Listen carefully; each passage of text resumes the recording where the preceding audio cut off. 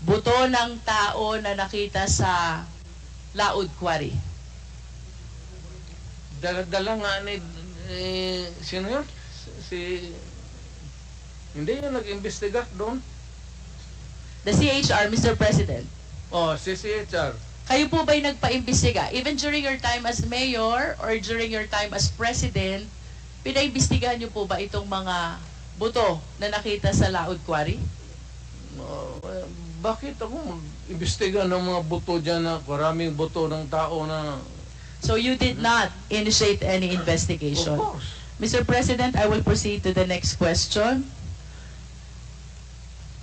On December 31, 2004, nag-conduct po ng raid ang PIDEA 11, headed by Superintendent Wilkins Villanueva, joined by some operatives of PIDEA Manila National Headquarters.